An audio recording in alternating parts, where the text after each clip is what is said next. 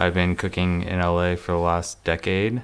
I suffered a pretty bad slip and fall at work and had to figure out a new career. I dealt with depression for the first time because I was like, oh, 10 years down the drain. What am I going to do now? I really do attribute the taking small amounts of mushrooms to getting past that and like getting me out of bed and doing things again. Even the small amounts of microdosing has really helped me with that, for sure.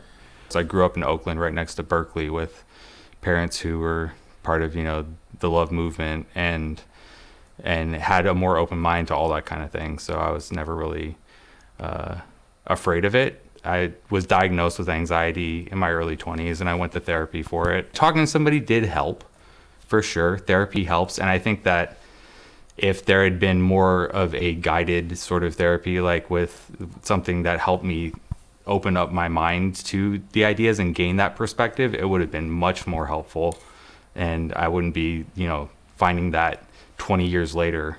And it was a very small dose because I didn't want to get messed up anymore. I was like, I've explored that very deep experiential dose where I have my self-realization of who I am and what I am and being cool with that. But it wasn't as appealing to me as the idea of like, oh, you can take a tiny, tiny amount that you don't feel. You don't feel impaired by it in any way, but all of a sudden I'm not mad every day.